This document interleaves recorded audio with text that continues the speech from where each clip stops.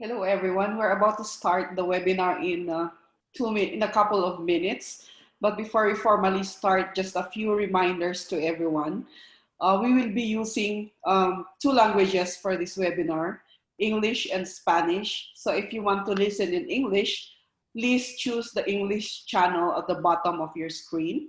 And if you want to use listen to the Spanish language, please choose the Spanish channel at the bottom of your screen. The speakers will be speaking for like 10 minutes each. And then after that, there will be a question and answer or an open forum. But while they are speaking, you may raise your questions by clicking on the Q&A button at the bottom of your screen and typing your questions. Also, during the open forum, you may request for the floor by raising your hand, and then you will be given the floor a few minutes to speak or to say your comment or to ask your questions. We would also like to encourage all attendees to introduce yourselves in the chat. So you can if you can please introduce yourselves, your organizations, and the country that you come from on the chat panel. We will also be live streaming the webinar on the Facebook page of the Indigenous Peoples Rights International. So questions may also be taken from the Facebook page. During the open forum, we will be consolidating all the questions and giving it to the speakers for them to respond. For the speakers, I would like to remind the speakers to please speak slowly so that the interpreters can catch up, can interpret all the information that you're sharing. And also for those who are not speaking, to always mute your mic. And for those who are speaking, to please speak closer to the microphone. So we will start the webinar in 1 minute.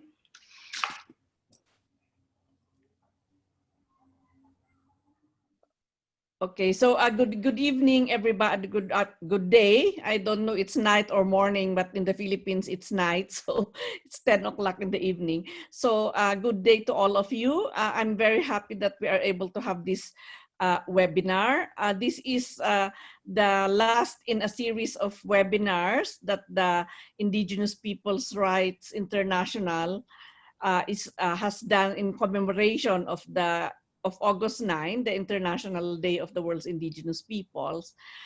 We had webinars where we launched the Indigenous Peoples Rights International, also a webinar on the Philippines, which analyzed the Anti-Terrorism Act and its implications for Indigenous peoples.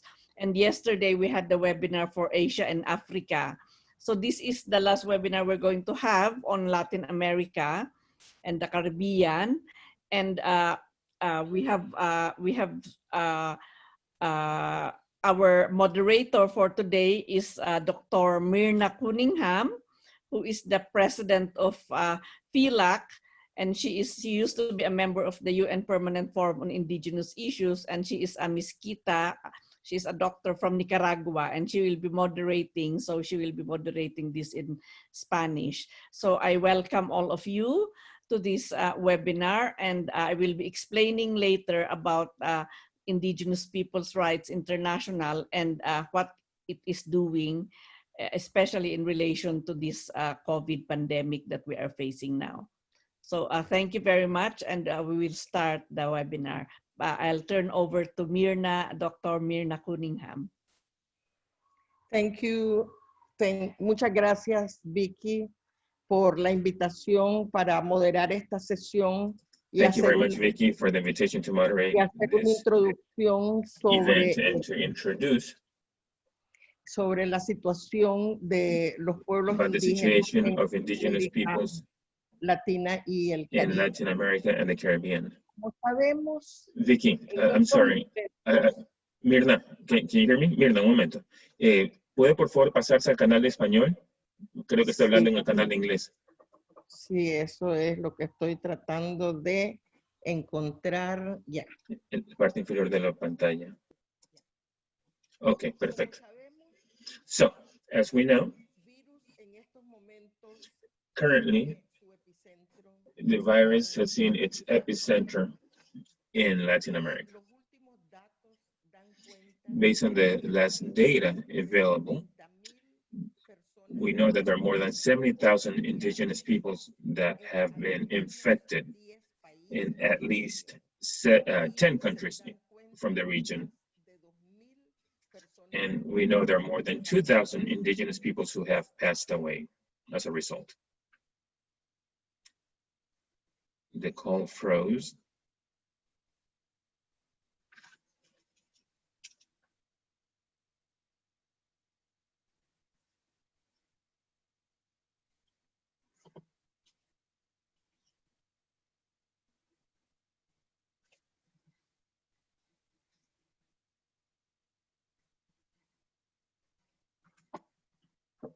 The interpreter cannot hear anything.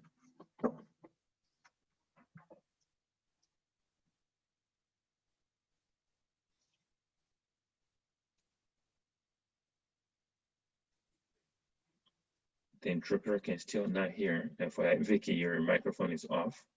You're muted, FYI. Okay.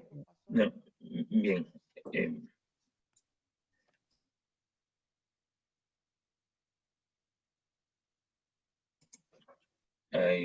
Ya la oímos, Mirna, por si acaso. Se puede cambiar a canal español.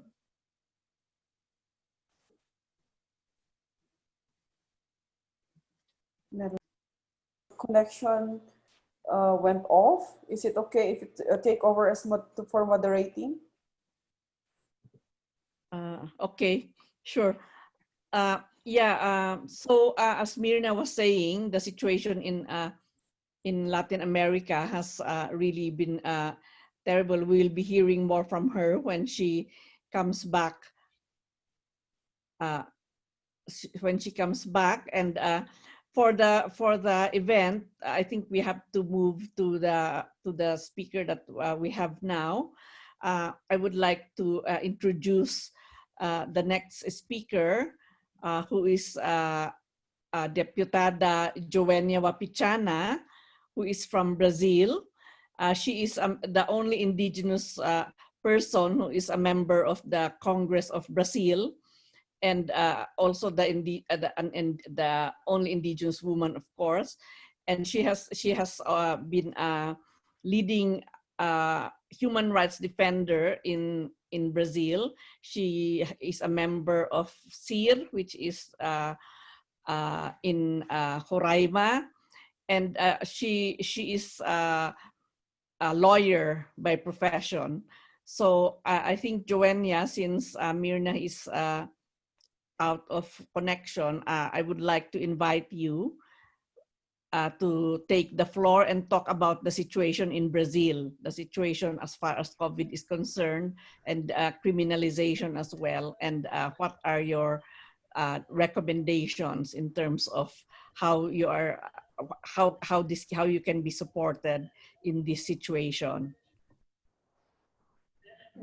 Thank you, Vicky. I just ask you if you can show me, because I cannot see me. What? It's okay, my video? Manja, can you show the video? Okay, there.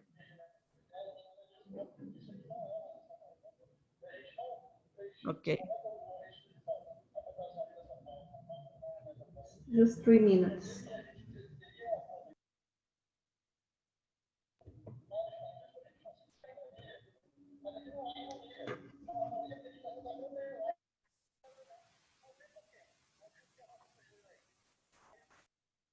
So there, it's there.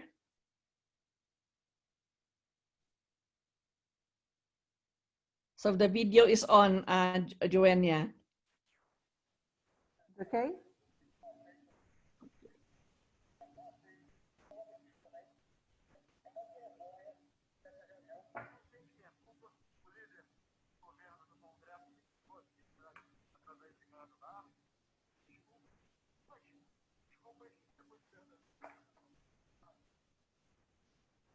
Is okay, okay. video? Yes, it's okay. So is it does she have to move the video or? No. It is a PowerPoint. I ask you if you can show my video. It's just two kind things. The first is the video about the situation in Brazil. The second one will be the PowerPoint, my presentation. This is PowerPoint. It's So different. what do you see now? Is this the PowerPoint or is the video? It's no Oh, video. okay. It's a PowerPoint. Okay, The so video you is different by IPRI. okay. Could Okay, they will put it. Sorry, all participants. We have all these technical problems. do you have the video, Manja? Manja, are you putting it? Yes, sorry everyone, we just received the file, so we're just putting it up. So we'd like to request for the indulgence of everyone. In the meantime, we'd like to remind that if you have any questions to the speakers, you just click on the Q&A button at the bottom of your screen and then type your questions. Also during open forum, you can also raise your hand and request for the floor to be given a few minutes to raise your questions or your comments. So we will be using two languages for this webinar, the English and the Spanish. For those who want to listen in Spanish, you just click on the Spanish channel at the bottom of your screen. And for those who want to listen in English, just click on the English channel at the bottom of your screen. So we're putting up the video of Joenia in a few seconds because we just received it and we're just putting it up just now. Okay. In the meantime, we'd like to encourage all attendees to introduce themselves in the chat panel by typing your name, your organization, and the country you come from, and any information that you would want to share with us, because we would like to engage with you further or even after the webinar in relation to our work on combating criminalization of indigenous peoples and impunity against indigenous peoples in the whole world. Okay, thank you, Manja. We will be waiting for the video to move. In the meantime, I think it's again for those who haven't heard the introduction about Joenia, as I mentioned earlier, she's a member of the Congress of Brazil. She won the elections, the past elections, and she's the only indigenous person who is a member of the Congress of Brazil. And she has been an active human rights defender, being a lawyer herself. And she is a Wapichana from Roraima do Sul.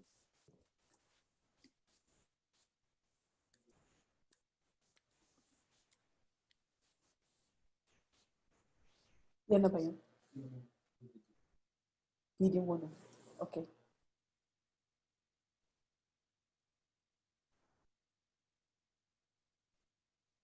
Okay.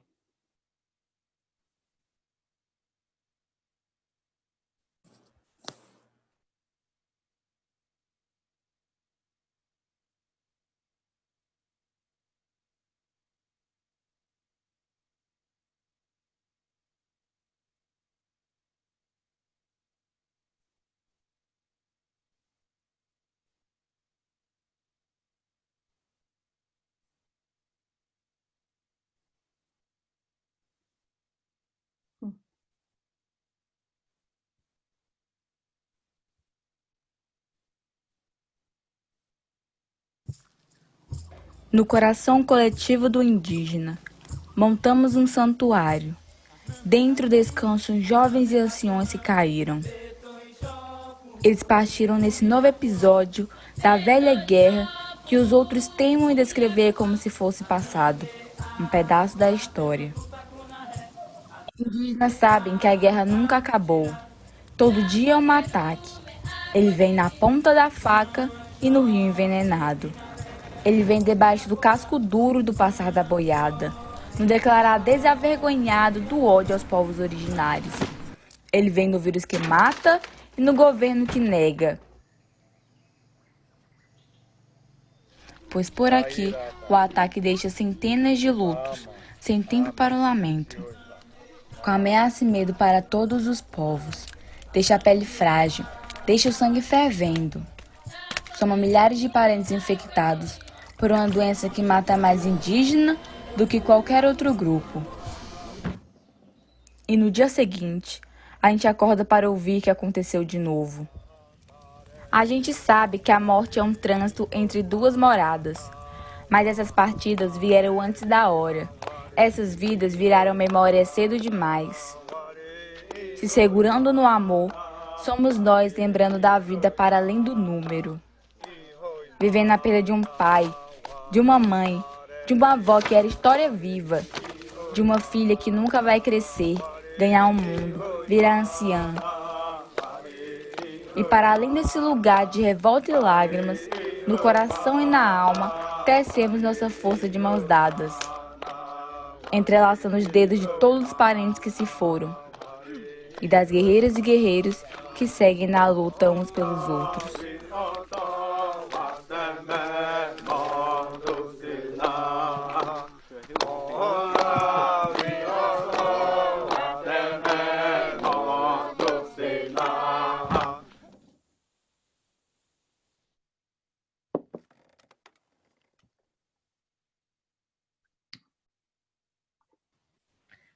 Thank you, Manja, for show this video about Brazil. I wanted to present my PowerPoint now.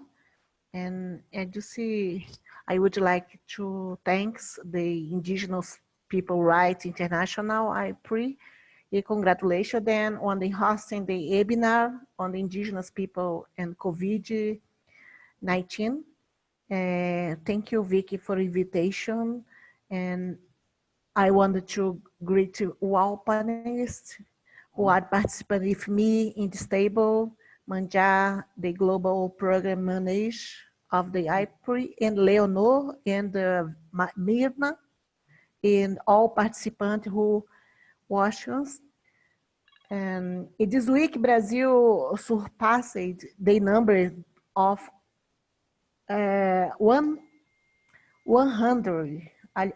1,000 maybe died by COVID-19, being one of the first country in the world, in the ranking.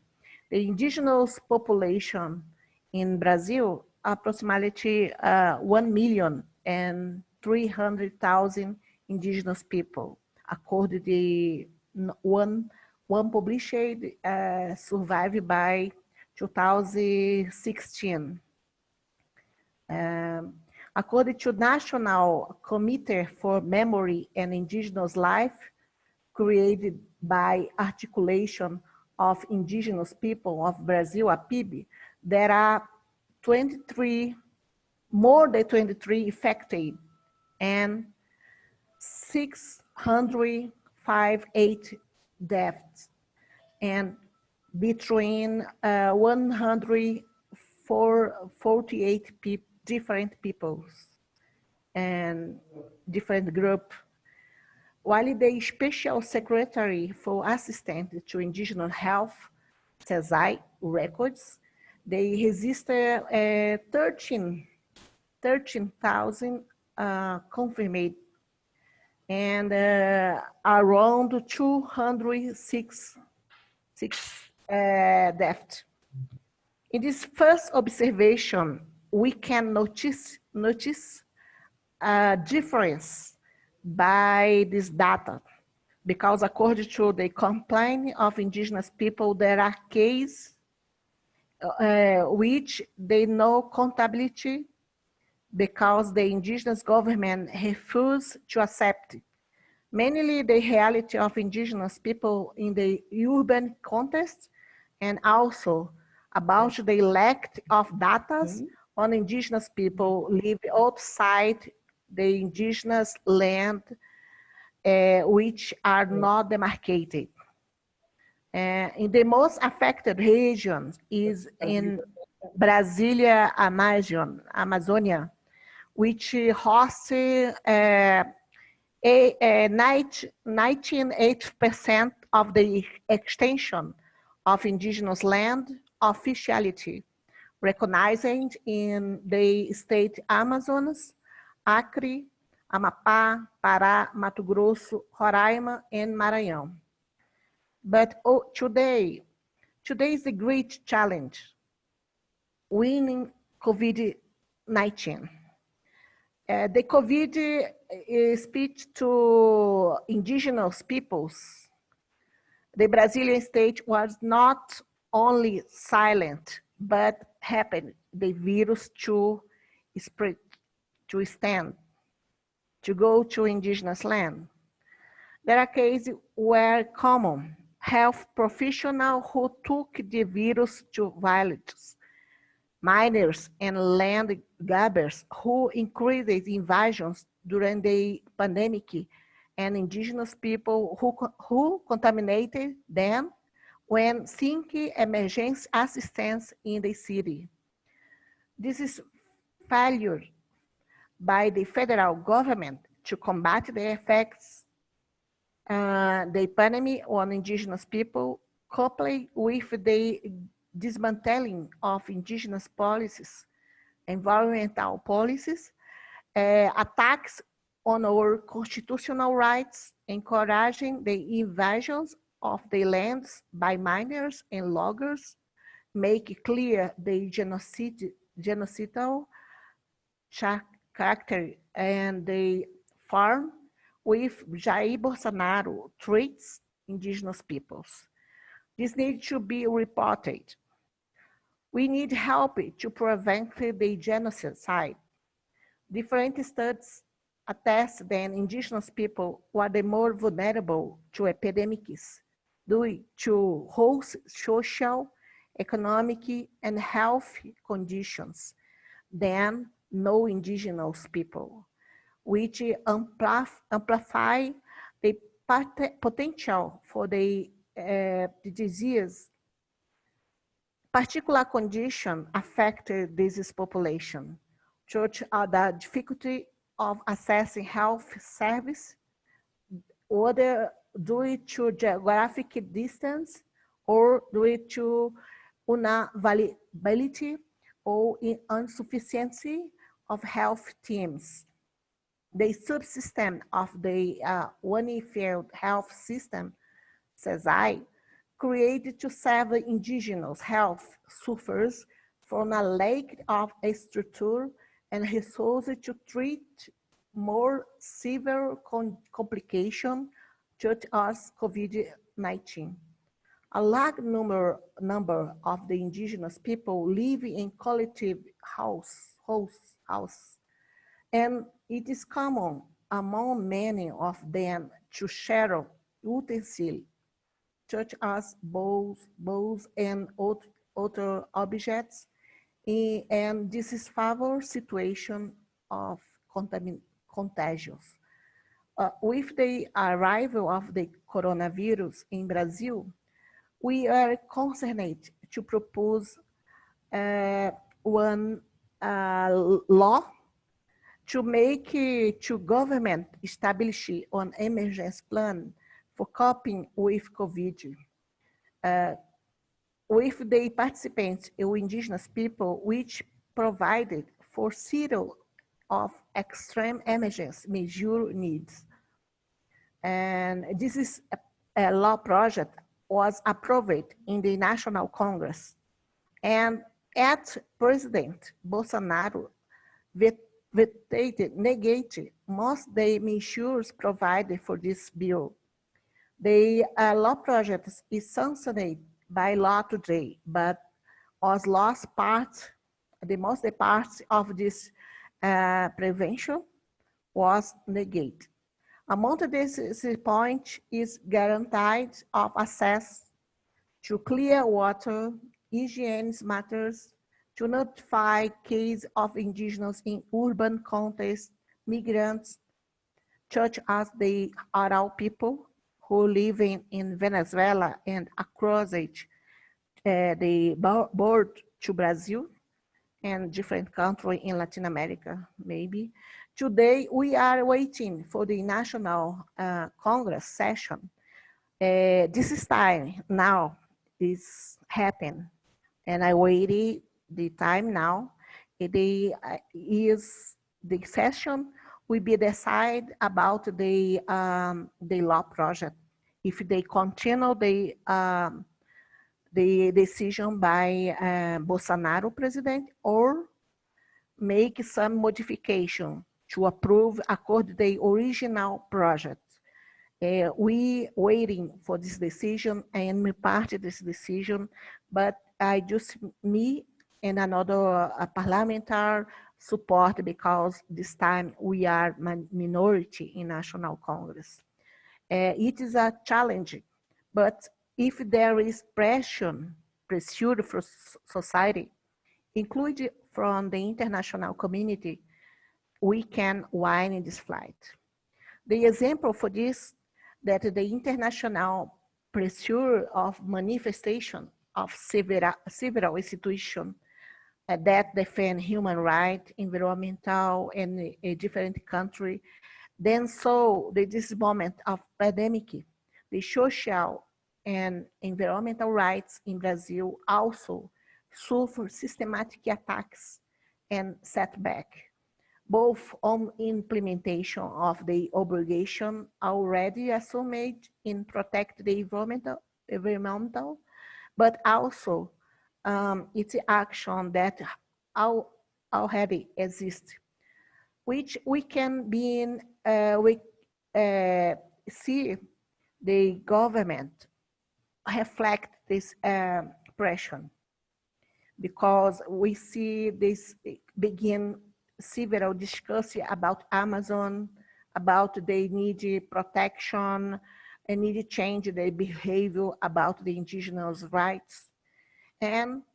But they continue to be more flexible rules to combat illegal deforestation, and continue attack to dismantling of protection policy and strategic bodies, such as IBAMA, ICMBio, and FUNAI, which are responsible for inspection area considered in law protected area, including indigenous land.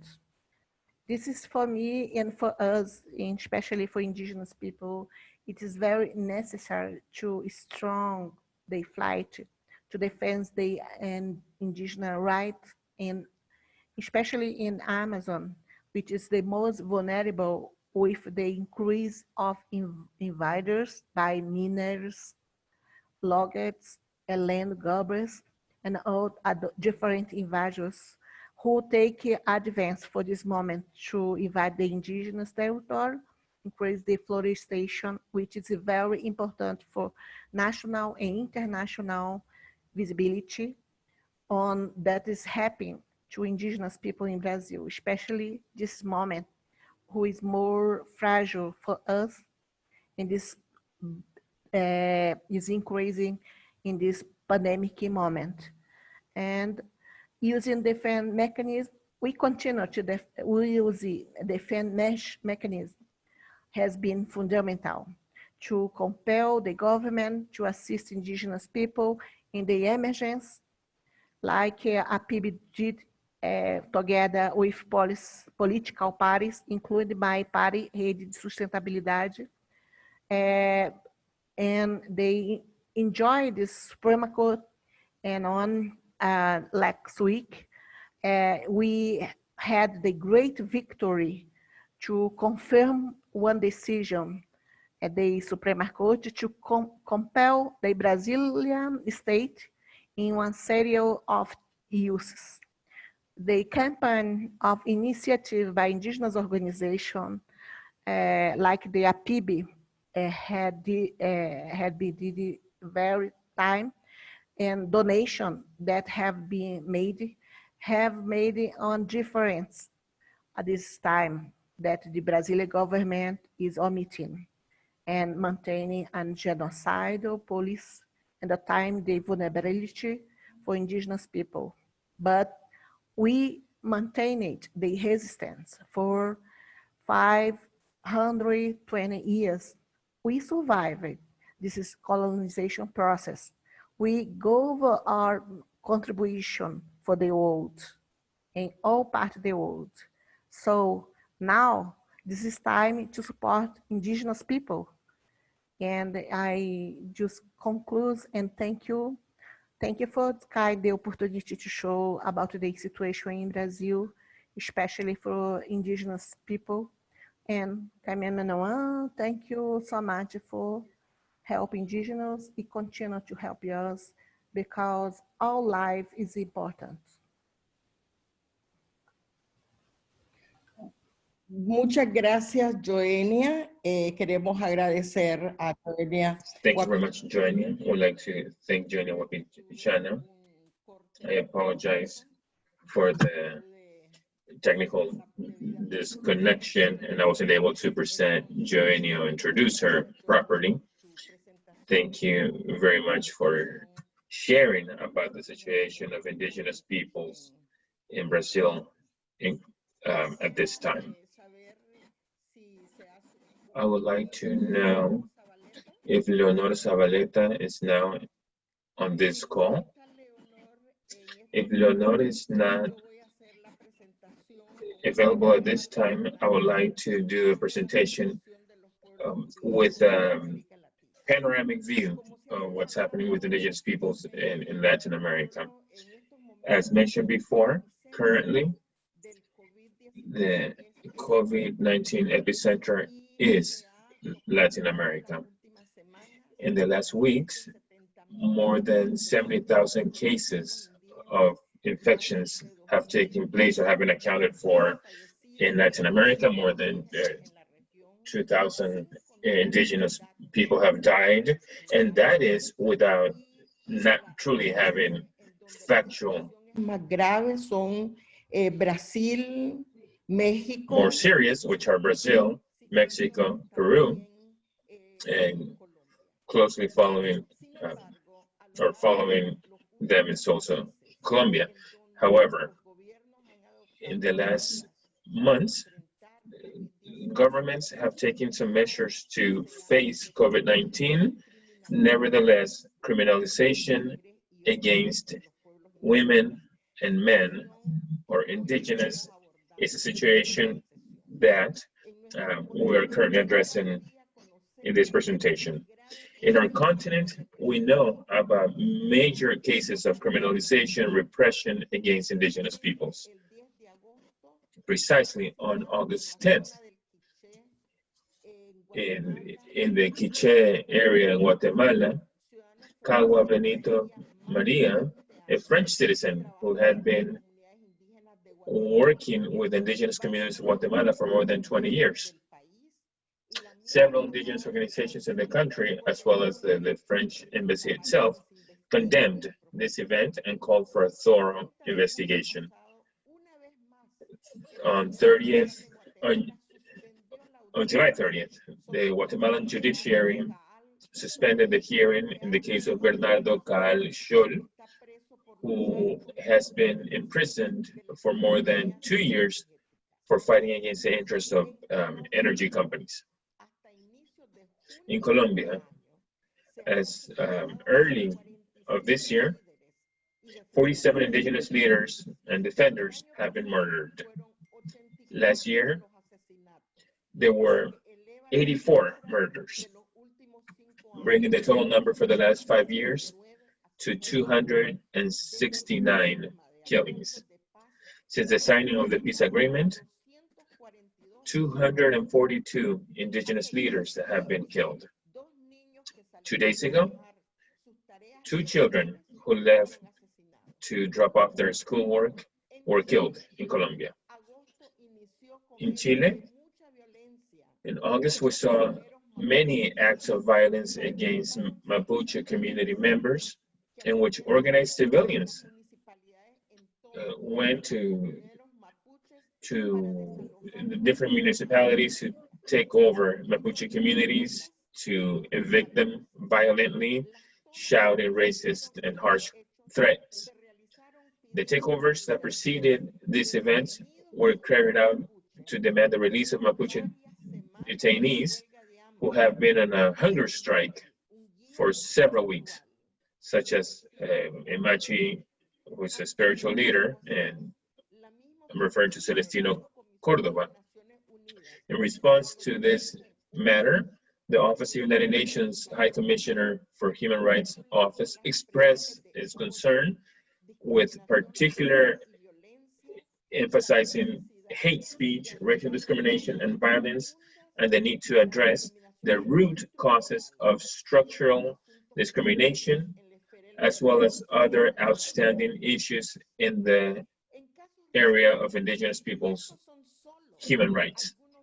Now, these are just a few examples of what happens every day in Latin America. Repression and criminalization against Indigenous peoples and the people that work with them. It is widely recognized that the Latin American region is almost the most violent one in the world.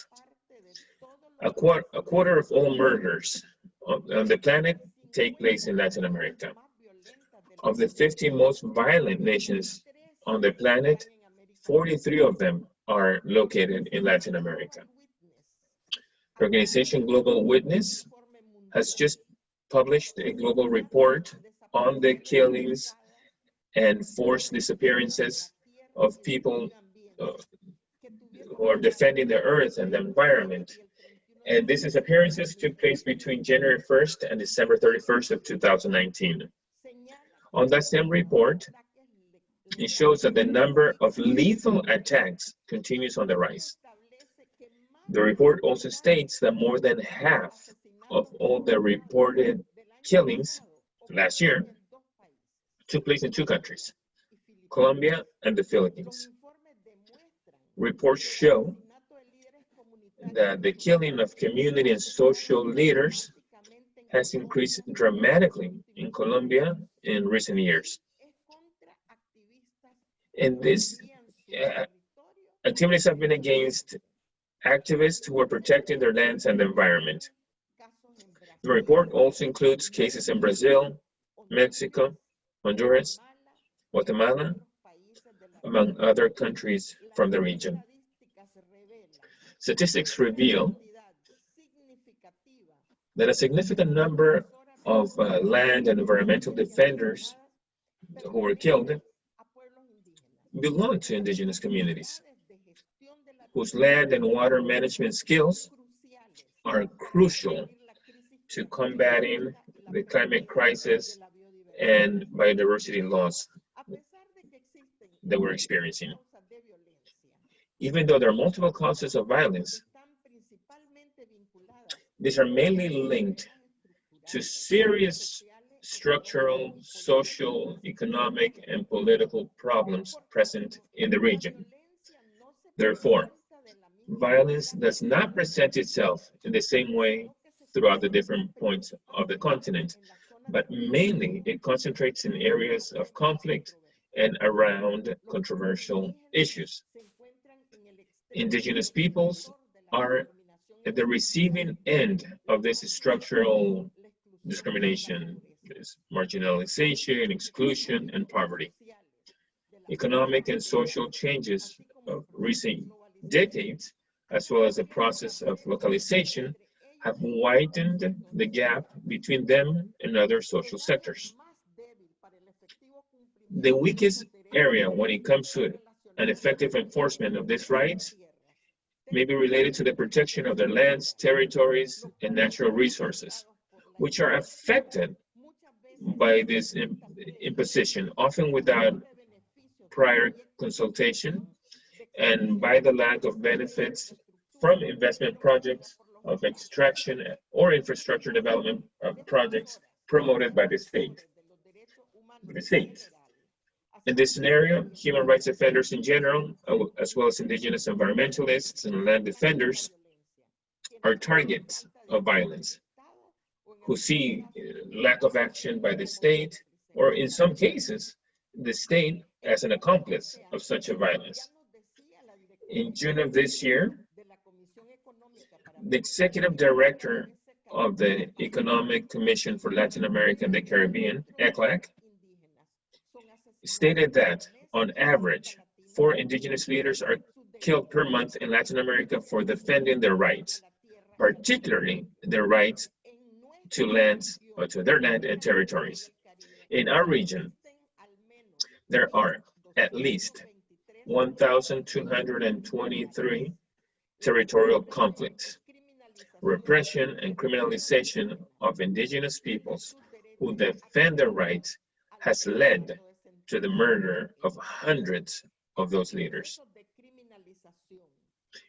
The process of criminalization, social mobilization of indigenous communities in defense of their territorial rights are a constant that is observed in all countries in the region.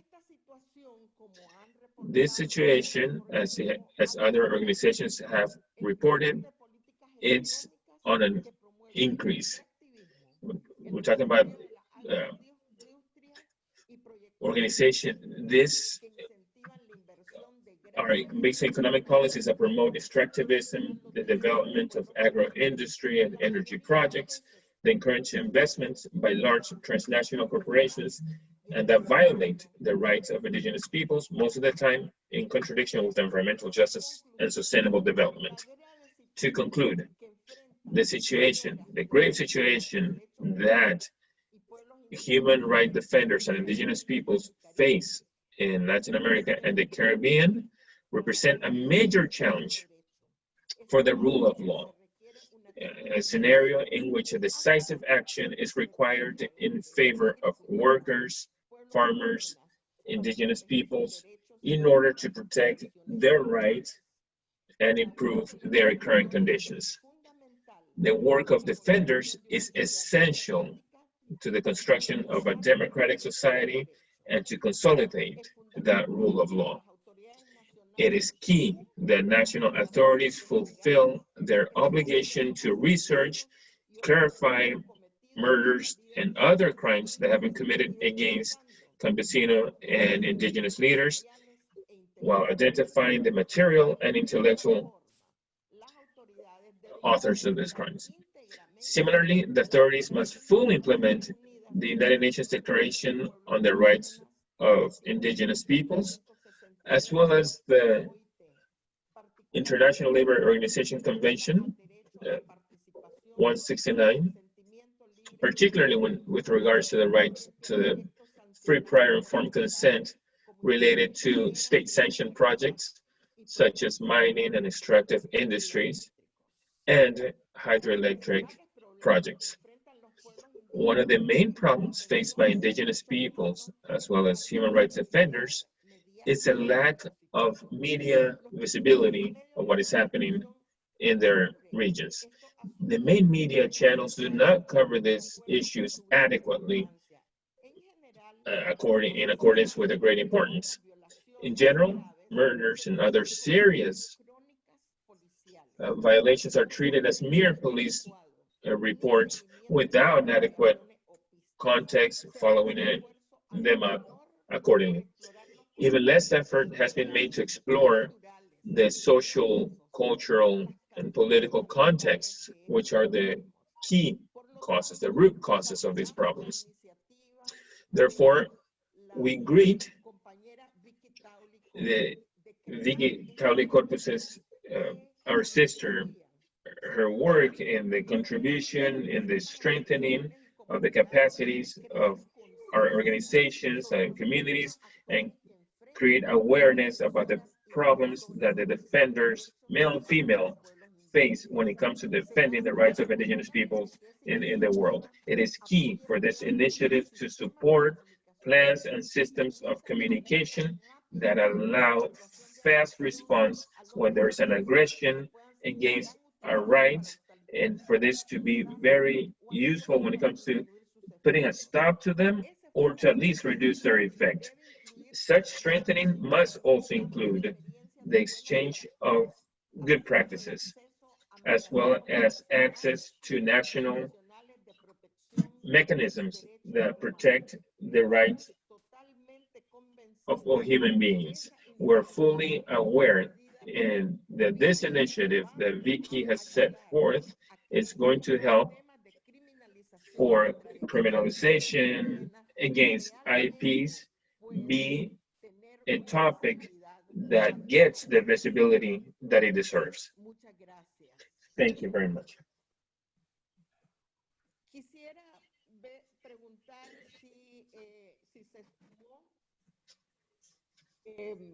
Leonor Zabaleta, si pudo. Quería saber si Leonor Zabaleta resolvió ya la dificultad técnica para conectarse.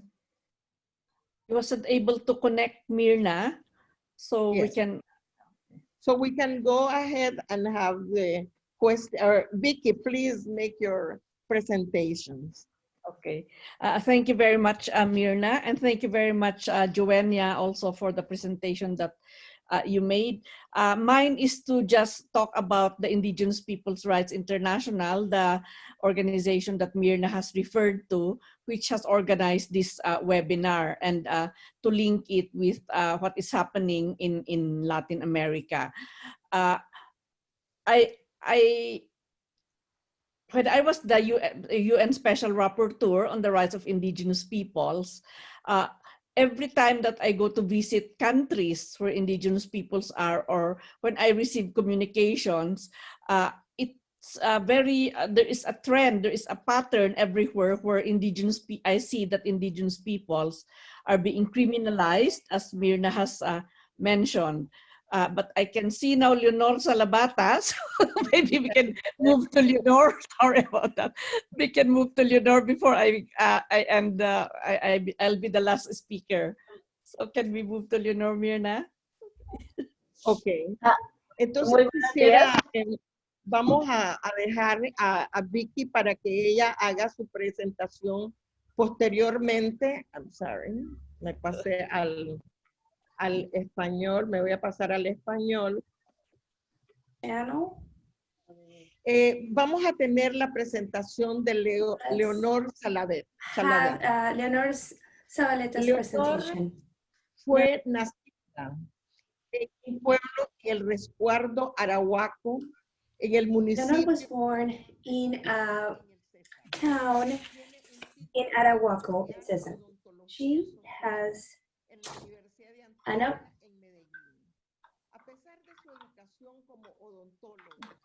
although she has preparation as a dentist, she is a defender of the Indigenous peoples in Colombia. She has worked most of her life to the betterment of political representation of Indigenous peoples, to help them develop and recognize their culture. She has received international recognition for her work and has received many awards. During her career, she has held various delegates and leaders. The most important are, she has been a delegate to the National Work Tables for Indigenous Rights of the Constituent Assembly of 1991, delegate for the development of the first health programs and plans in defense of the autonomy of the traditional and organizational authorities of the Arahuaco people in Colombia. She has represented indigenous groups in various groups, and she has also been a delegate of the indigenous peoples at the COP. So, Leonor, can you please share with us what is the situation of indigenous peoples in Colombia during this pandemic? Has there been any cases of criminalization of indigenous peoples in Colombia, and what are your suggestions on how to address these issues? Welcome, Leonor, and you have the floor. Thank you, Vicky. Mirna? Can you hear me, please? Yes. Can you let me know? Yes, very well, thank you. Thank you. I think this is an international forum because only through information we can support each other.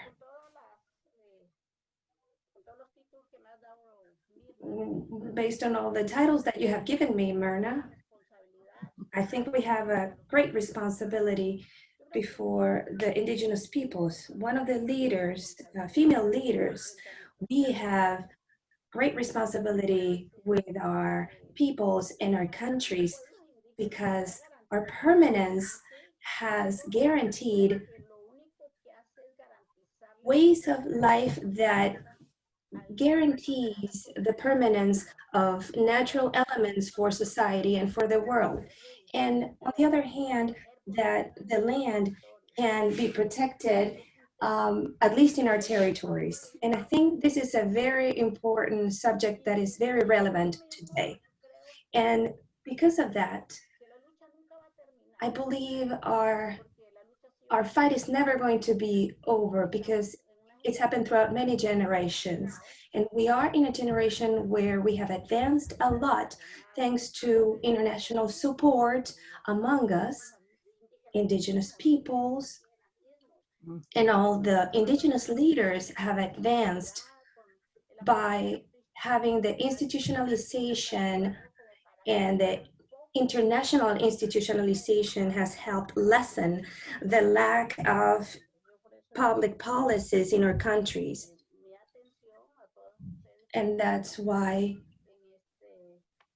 I commend you, all of you who are here in this event and also in this new organization. Vicky, thank you so much for always coming up with these wonderful ideas. Vicky, I met her when she was fighting for the declaration when they were proposing this subject in the permanent forum, and we were listening to many issues. And today, the pandemic is a new issue, which is in Colombia's framework in relation to what the Supreme Court mentioned in 2009 or 2011, I think 2009, when there was an armed conflict with the paramilitary due to the militarization and the guerrillas. It was a time during which crimes and rape of women, as well as the orphanage and women being left widows, as well as the greater impact of the situation, which was very real for us indigenous peoples in Colombia. And we were able to resist thanks to all the territories that are in our hands, in our control, which are elements that we can never underestimate. I think we, fighting violence and crime, the pandemic, these are key elements: tradition, autonomous government, and culture, and territory, land. These are key elements. My grandparents and my parents, and they all taught us that. We think tradition, land, and government are key elements which are important for the permanence of peoples. And this is how we have resisted conflicts, pandemics.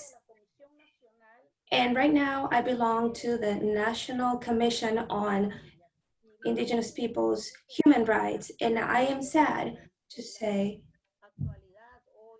that nowadays I have a colleague who is a part of the COICA, and he has the COVID-19. He was in the COICA for the biodiversity and climate change. And he couldn't find a plane that could take him out of his land, that could bring him to a UCI hospital. And thanks to the solidarity and conversations with the institution, we were able to have him receive treatment, and we hope that he recovers. To us, Arawakas, we have mourned the death of a leader, people who the governor has died and he was infected due to some humanitarian aids. And then when they were distributing the help, he was there and he was infected. 3 days later, he was sick and then he died. It's been, it has been a terrible loss. We also lost some friends in the Wiwa town, in the Sierra Nevada. And also the National Institute of Health talks about 244 indigenous who have died in our country. This is what has been so far counted, but I can imagine that there are many more people. I think there has been no guarantees regarding prevention in these issues, and it's very complicated. I don't think anybody was ready to face a pandemic like this one, a virus of such so dangerous like this one. However, isolation in our territories, in our own territorial control has helped us, as well as exercising our traditional collective practices has helped us a lot, although has helped us a lot to avoid having many indigenous peoples die from this disease. But the point is not only to talk about this 244, 250 people who have died.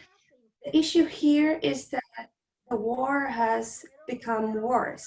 And we have friends like Aida Quiruez, who is a very important leaderess in Colombia, who has been threatened in her own territory. There has been people who have been, leaders who have been killed in their own homes. So the situation of the pandemic not only has killed people due to the disease and the virus, but also due to the armed conflict. In Nariño, the Department of Nariño and Chocó, the Putumayo department, and they all have specific features who are important. The indigenous movement in Colombia was born in the Cauca. This is an organization which has been key to the Colombian indigenous movement.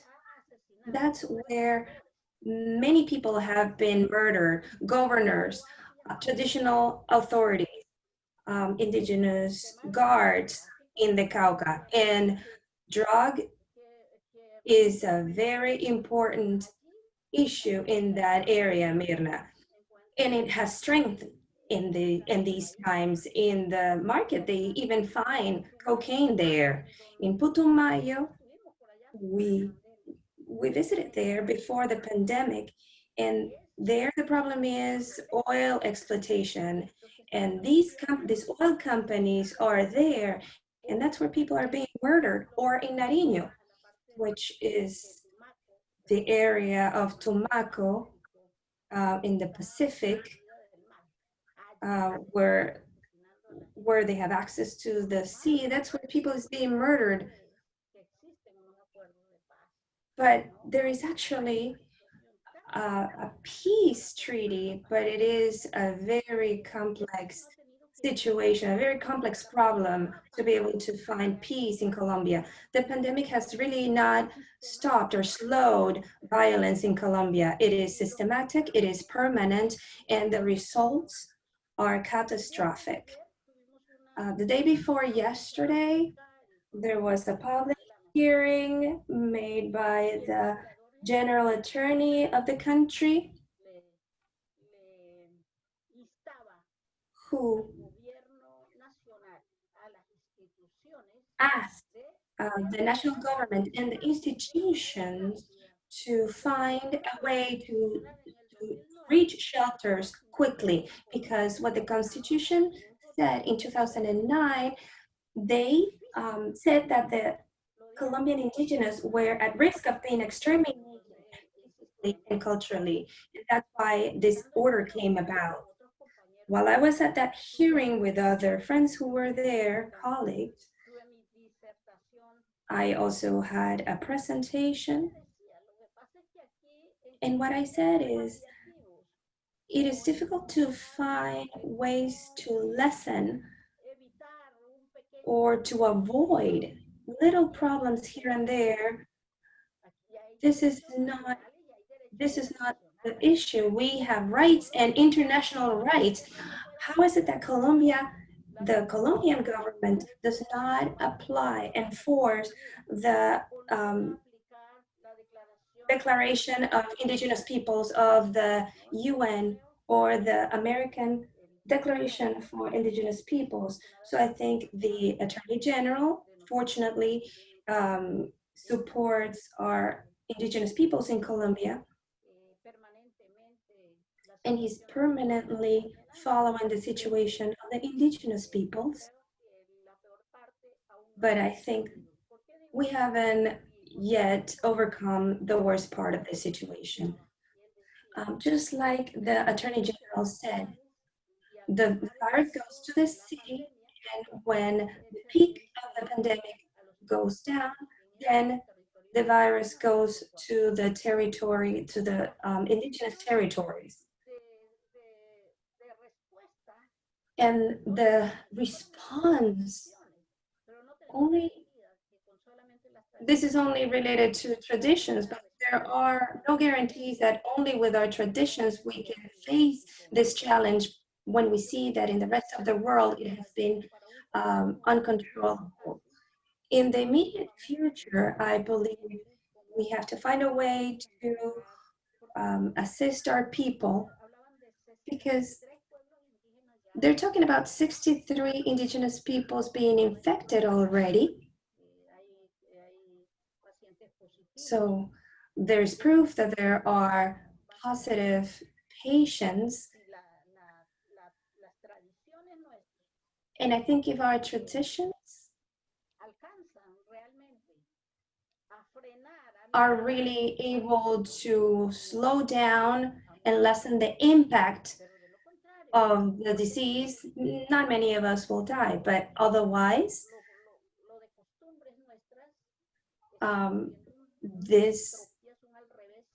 we are facing actually many challenges regarding our collective culture, because our system is a private health. We have no public health.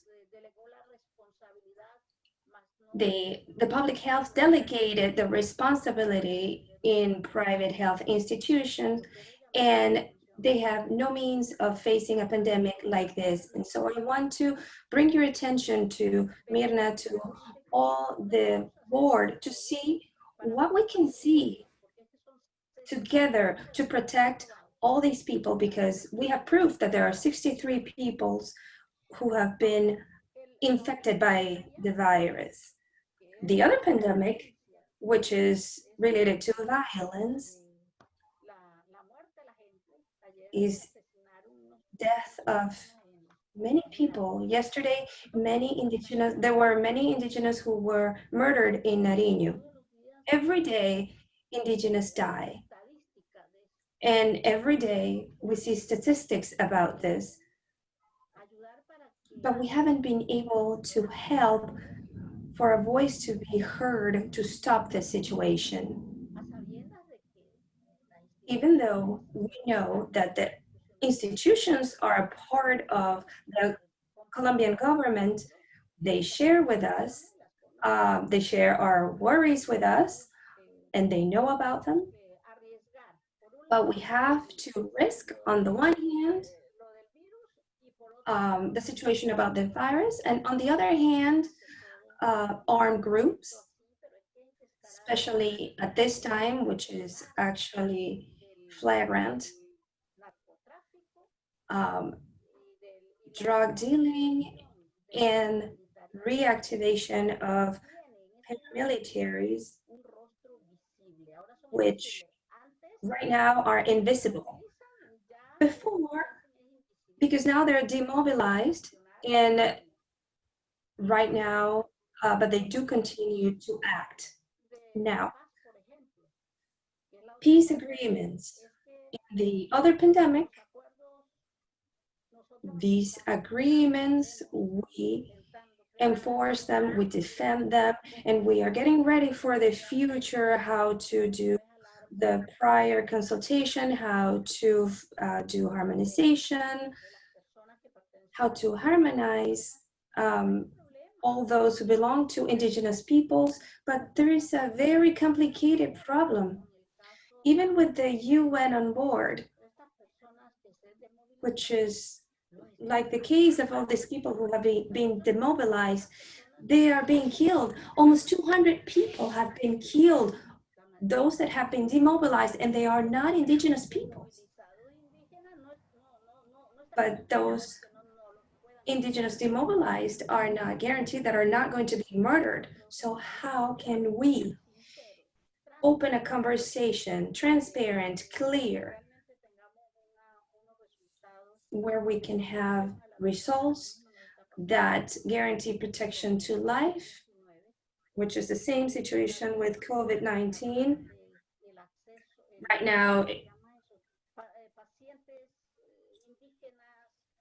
now, indigenous patients, the situation about indigenous patients going to hospitals is not alarming, and many of them have recovered.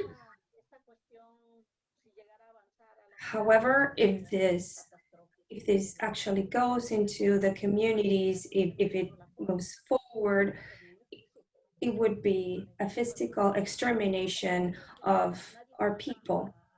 And I think nobody is exempt from this, with all the lack of health, food, also medical healthcare, which is adequate for our peoples. We don't have any of that. It is ridiculous, really ridiculous, what the government is proposing as programs for poor people, for all of us, for indigenous peoples. How come they give 30,000 pesos to someone, which is like $10, to buy food for a month? And that is the help we get, and that's ridiculous. What sometimes they determine for us that they can give us as help for families, whether they are indigenous families or not. They come up with a list of grains, rice, whatever, and they distribute it. And they fight for it. Okay, so if people in the country give us sugar, then we have sugar cane. If they're gonna give them coffee, we have organic coffee. So that shouldn't be a part of a list of humanitarian aid for the countryside. So I think we need more political inclusion, economical and social in this area. And I think this virus kills, yes, but I think it's even worse, the lack of policies we have that kills even more for indigenous peoples. Now, the other issue facing the pandemic, it's all the governments continue to advance, but all the institutions, all the issues also continue. All the environmental licenses do continue, and everything is continuing to move forward. So I think what happens here is like when we go hunting and we put a trap, I think isolation protects, but it's also creating a lot of problems in Colombia. I think insecurity for life due to the COVID, and also due to armed groups. I wanted to tell you about this, and I think we have documented the situation we're living. The National Commission of Indigenous Peoples in my country, which I represent, have tried to move forward with this issue, and we hope you can help us because we need to combine all efforts to be able to get over this pandemic and this situation that many families are facing. Some are more vulnerable than others. It's not only relevant to Indigenous peoples. There are people who are in different situations, some better, some worse. So I want to thank you. I don't know how many minutes I had to the floor for, but Mirna, your turn. Thank you so much. Thank you very much, Leonor, for your words and for sharing the situation in which indigenous peoples in Colombia are living under. Now, Vicky Tauli, an indigenous activist of the Cancana a Goro peoples from the Cordillera region in the Philippines. She's a specialist or an expert in social development. She's a leader in civic matters, and she's a defender of women's rights. As an indigenous activist, she participated actively, as Leonora mentioned, in the creation and adoption of the UN Declaration on the Rights of Indigenous Peoples for many years. And this process concluded in 2007. She was the president of the Permanent Forum on Indigenous Issues from 2005 to 2010, and she also served as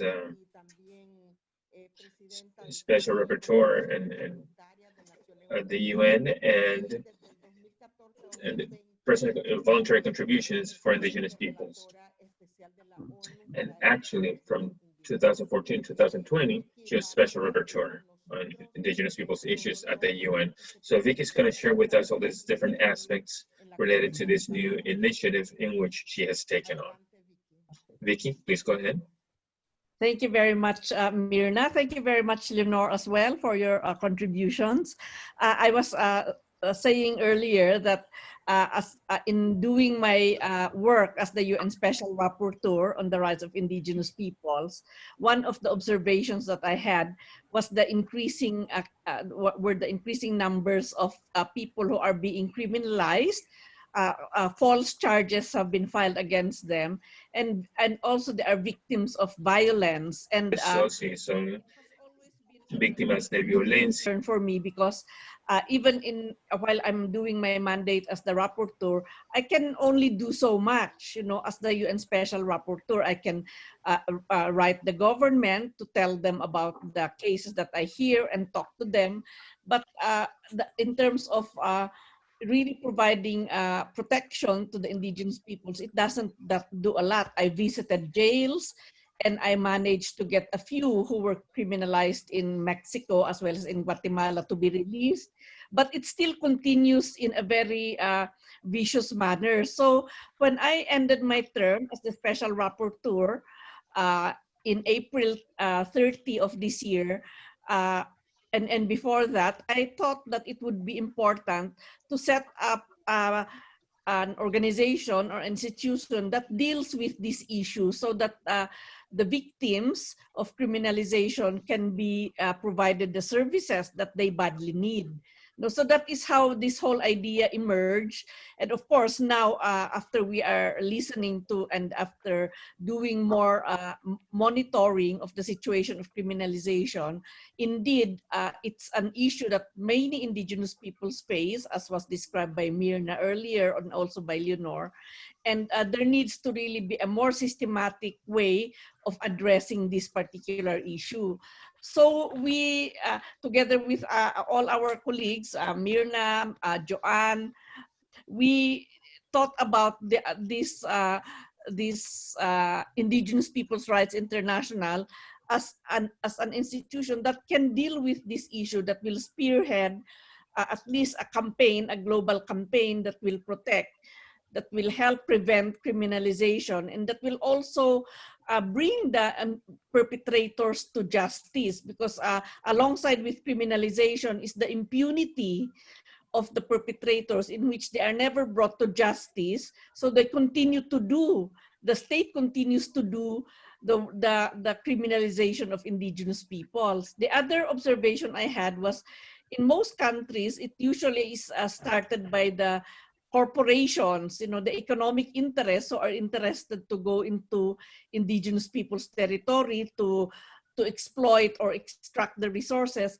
Usually they are the ones behind the criminalization charges. They demonize indigenous leaders. They put false news in social media that these indigenous leaders are terrorists, or they are simply against development. And that starts the vilification of these leaders and activists. And after that, charges are filed against them in the courts. No, and that's and when they are even before they are any judgment is done, they are put in pre-detention, and usually they stay in the jails for a very long time before any decision is done by the courts. So this is the picture that I have seen in performing my role as the rapporteur, and thus we decided to create the Indigenous Peoples Rights International, and the objective of this institution, of this organization, is to respond, to reduce and prevent acts of criminalization and violence against indigenous peoples. We also want to address the issue of impunity of the perpetrators, who are the ones who do these horrid acts, and yet they are not brought to justice. And thirdly, we would like to provide protection and access, better access to justice for the actual and potential victims of criminalization. And lastly, we also would like to coordinate and facilitate a global campaign to address impunity and the criminalization and violence against indigenous peoples. This campaign is meant to make the issue more highly visible. As Leonor has mentioned, it's not visible in the media, even Myrna. The visibility of this issue is very low. And it's only when the global witness reports come out that we see, but even that doesn't exactly say that these are indigenous peoples. Usually they refer to them as environmental rights defenders or human rights defenders, and you cannot disaggregate who are the indigenous peoples in this who are being killed or who are being criminalized. So this is the background and the objective of the Indigenous Peoples' Rights International. And the way that we think that we will be able to do this is by increasing the visibility of these situations of criminalization, so that we will be able to mobilize stronger international, regional, and national pressure on the state authorities, so that they will stop doing these kinds of acts, and also to repeal the laws that are justifying the way that they are doing these criminalization actions.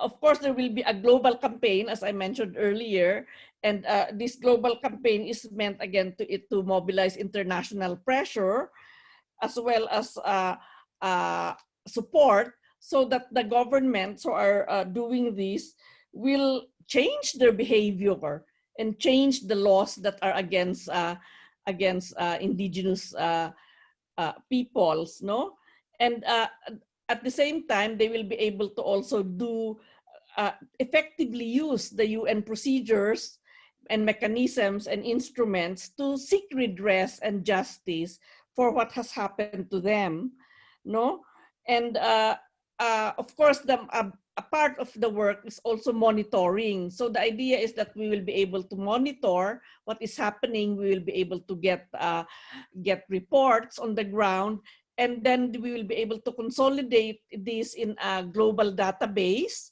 wherein we will have all this information. We will know whether they were able to seek redress, and if they were able to bring this to the courts, did the courts act on it or not?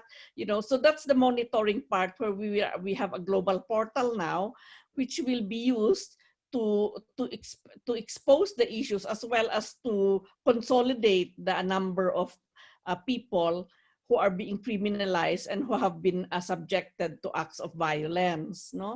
So that's the idea behind the Indigenous Peoples' Rights International. And we have a global board of directors, and Leonor actually is one of the members of the board, from Latin America. And these are people from the various regions. En la Junta hay participantes de varias regiones del mundo. So we had a meeting. We had our first meeting very recently in August 6, and the board is now in the process of approving the program as well as the plan of action. But even before all those things happen, we also worked on setting up the global secretariat. So you can see that we have people like Manja, who is the global program manager. Joanne Carling and myself, we are co-directing this initiative. And then we have people who are doing work. Ed, who is doing work on communications, and also Carlo, who is doing work on advocacy.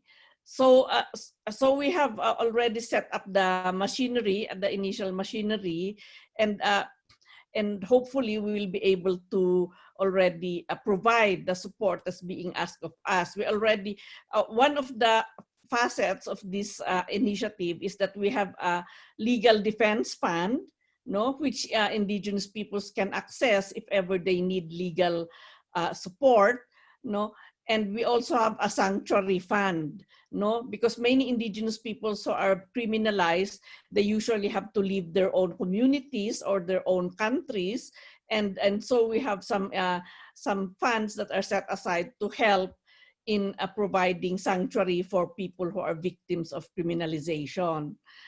So this is what we are doing, and then we have identified some pilot countries where we will be doing more focused, we're giving more focused attention to them. And these countries that were identified was Colombia, Brazil, Mexico, the Democratic Republic of Congo, India, and the Philippines. As you have heard earlier, Colombia and the Philippines have the highest number of Indigenous peoples who are killed, or in the latest global report of Global Witness report. And so that's one of the reasons why we chose these countries. We chose the countries where there are very egregious records of Indigenous peoples being criminalized and subjected to all kinds of violence. So that is what the Indigenous Peoples' Rights International is, and we hopefully will be able to link with all of you. It's not just, we're not just going to work with the pilot countries. Of course, this is a global initiative. So anybody who has that particular, who face those particular situations, they will be able to access support from Indigenous Peoples' Rights International. The distinctive character of our initiative is that we are not just going to look at the individual human rights violations, people who are just persons who are criminalized, but also at the impacts at the collective level, because in my observations as a rapporteur, it's not just the person who is affected, it's the whole family, it's the community. There is fear that is instilled in the communities, and their capacities to protest and struggle are very much diminished because of that fear. So we have to deal with those kinds of impacts. Which means maybe also provision of psychosocial support, psychological support for those who are victimized, communities or individuals who are victimized.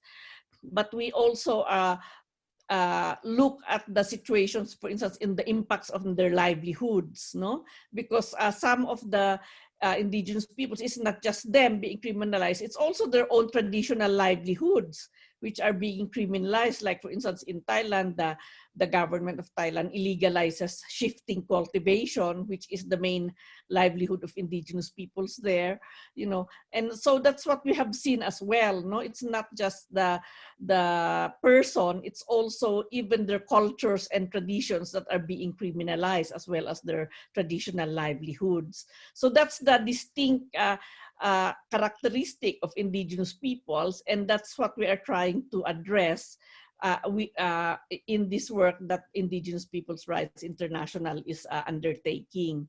So I think that in this situation of COVID, we initially have done work.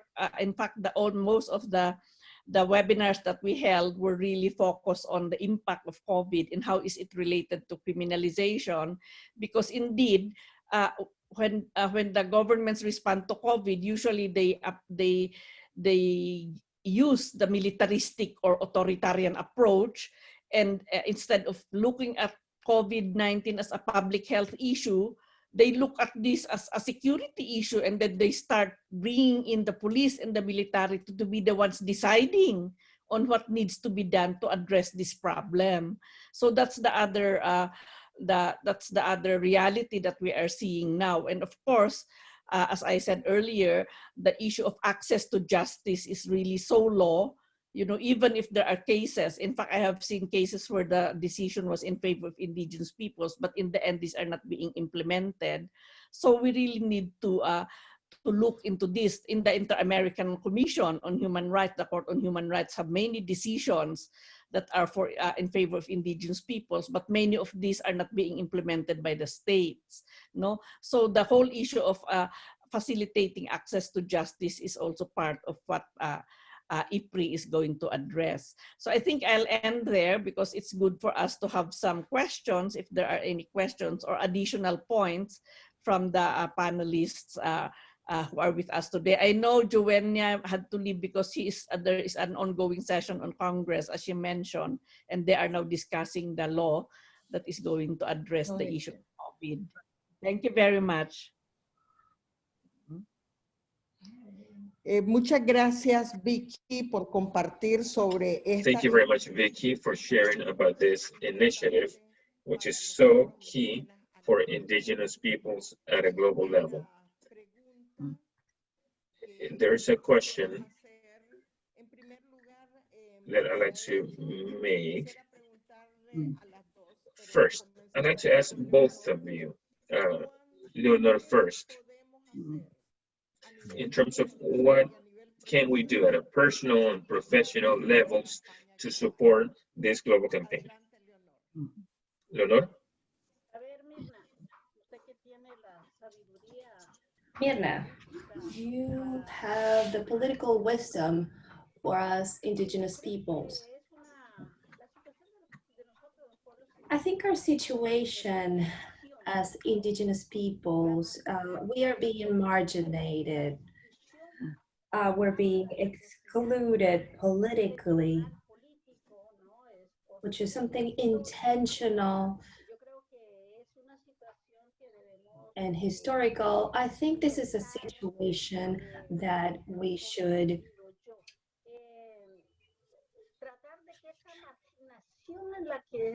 try that this marginalization where we are living, we should try to strengthen our leadership with people who can be in our territories. How can we support people who can, to help them go back to their culture by establishing specific relationships? What do I mean by this? For example, we can have an initiative now that we are going through the COVID-19, and we can have a professional knowledge and equipment to be able to strengthen our traditional knowledge. We should not allow our traditional medicine to be underestimated. And I think by strengthening and trying to support our own professionals, and perhaps not even, not only of indigenous origin, but all those professionals that have the additional value of knowing these peoples and these cultures. And I think these people who recognize our authorities, our practices, our knowledge to for disease control. So I believe that a program which a way of avoiding this marginalization is guaranteeing that we are able to receive the support we need and the assistance we need, because one of the main problems that we have in our indigenous territories during the pandemic is that the diseases, other diseases, have to be treated in the city, and then the infection is very high. We have children who have been infected. For example, since I'm not a doctor or a nurse, I'm talking about the health protocols that are used for controlling these situations. All the scientific protocols, which are real, and it's something that the indigenous peoples must recognize, that there is knowledge beyond us which can support and reinforce our own knowledge. That's why at a personal level, and like you say, at a professional level, we should find ways in our countries to strengthen our organizations so they can support and reinforce what has been already been established. For example, in Colombia, we have private, we have IPSs and that are managed by indigenous peoples, and they should be reinforced with professionals. If they are indigenous, all the better, but if not, people who have added knowledge. The other issue is about reinforcing right now UN declarations and the American Declaration to request that these are enforced, request our governments that these are enforced. I think this would be helpful so that the international community can support our request, so that we could advance in this way internationally. Thank you, Vicky, Myrna. Thank you, Leonor. There's Yes. this question, what can be done? What can we, the ones that are participating in this webinar and are learning about this new organization, what do you think we can do on a personal and professional level to support the global campaign? But there's another question from India, and I would say that is I think they would like to know when this global campaign will begin, will start, so they can really, they feel that it's urgent. Okay. Yes, thank you. Thank you very much. Well, yes, I think that there is a lot that professionals can do, you know, both on a professional and a personal level, because as I said, one of the challenges is how to make this issue more visible and how to put more pressure on the authorities, the state authorities or the corporations who are facilitating these kinds of criminalization actions, no? So, so knowing more about the issue, helping document what is happening, if ever there is anything that you have heard in your communities and in your country that's happening, to send the information to us, no?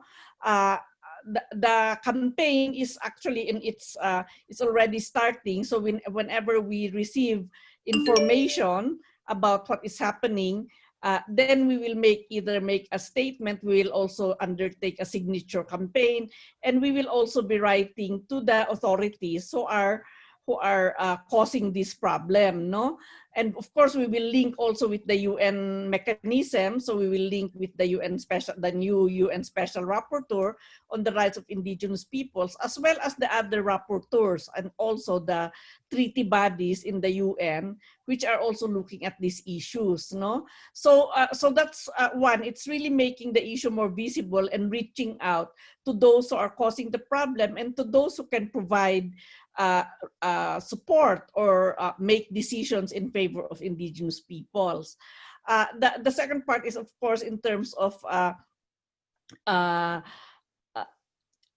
providing the, in this particular case, for instance, when we are faced with this COVID, it was mentioned by Leonor about the knowledge that you have, the information sharing that needs to be done. No, we have a lot of we need to spread out more widely the information about COVID-19.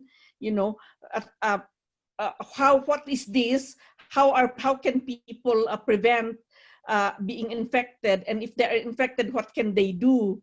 I think that basic information is very much needed by the communities, and the information we have is usually in languages that are not understood but by our own communities. So we need to really translate this in the languages, and of course there's also a high rate of illiteracy among indigenous people. So the use of broadcast media like radio or television or videos to inform and educate people, to make them aware of the situation of COVID and their rights. You know, that what are the rights that what are the rights that they have, that they should be equally provided services and protection by the government, because that is part of their basic human right. No, so the information sharing is very important, and many professionals can help in doing that as well. I was talking to some people earlier, and we were talking about the need for creative ways of informing people, whether through radio, through broadcast media, or through comic strips, or through videos, because that is what is needed, no, by our people to understand better this pandemic and to address it. So those are just a few of the things that we can do, and I think that, I mean, you know, one of the, I just wanted to say this because many of us also have children who are educated. I know Leonor has a daughter who is an ethnobiologist, and she decided to go back to their community to help research on the traditional medicinal plants that they have and how can they use this in more effective and widespread ways. So we have our own families, we have our own children, we also train them to be concerned about this situation. And there are lawyers among our own people, if they can also provide legal support. Finally, just to say that we plan to also organize networks of lawyers who are willing to provide services to the indigenous peoples who are victims of criminalization.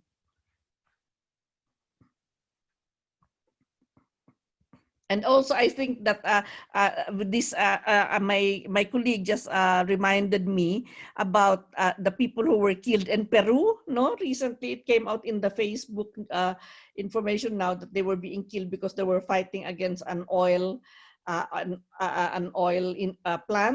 and they were killed. And of course, we intend to make a statement about this and to denounce. I think what needs to be done is really more active denunciation of these inhuman and horrid incidents of people being killed as well as being put into jail, even without on the pretext of false charges.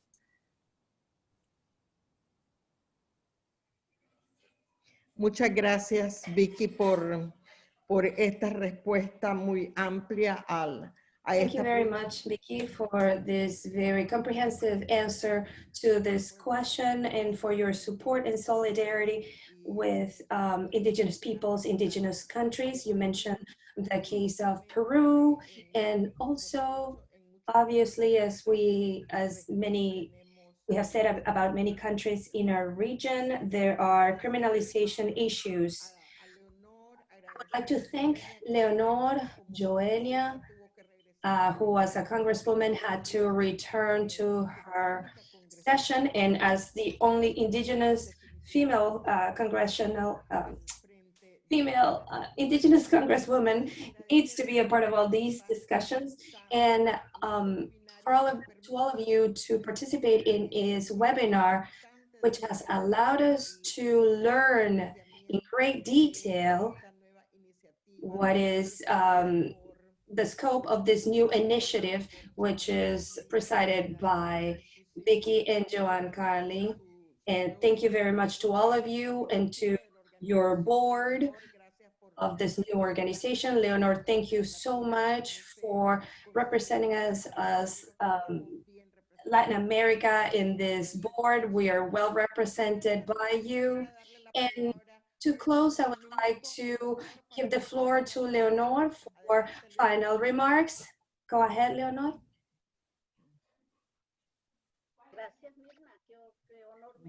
Thank you, Myrna. What an honor. I think these are very difficult times, facing a pandemic, facing lack of knowledge about the right of life of indigenous peoples in Colombia. I think this is aggravated by isolation, and all this virtual media has helped, but we also have to work in applying pressure to government policies which are against indigenous peoples, and because we are isolated, we don't have adequate assistance.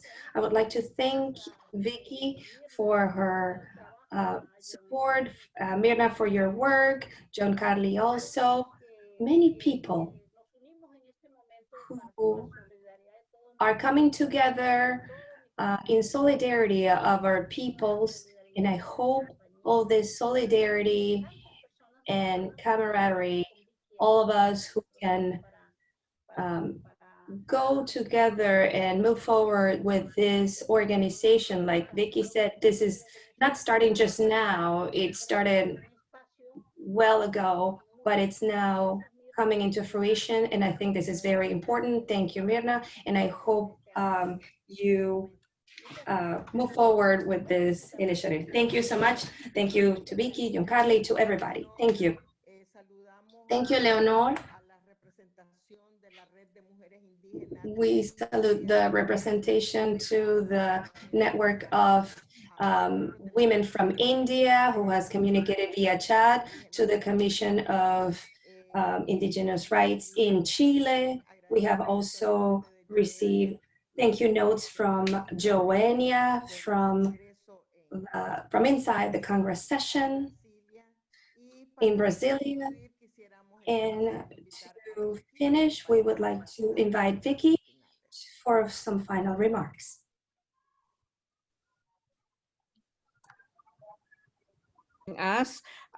This is not going to be the last of the activities that we are doing. Unfortunately, we have to do it virtually. And as we know, the technology for us is not also very adequate. No, we have been cut several times, so we apologize for that. But we really look forward to linking up with all of you. So send us your emails and because we are also setting up we have a global advisory board that we're going to set up, but we're also setting up like affiliates of those people who would like to be part of the campaign. So we are asking you to send us your email so that information that we get, the report we just finished a midterm report on the situation of criminalization, so that all these reports can be sent to you as well. And of course, I would like to thank our interpreters for being with us today, and to all of you who have taken the time to join us. Thank you, and be well, everybody. Keep away from COVID-19. Thank you very much. Okay. Muchas gracias, Vicky, y muchas gracias. Thank you very much, Vicky, and thank you to all the participants. Take care. Okay.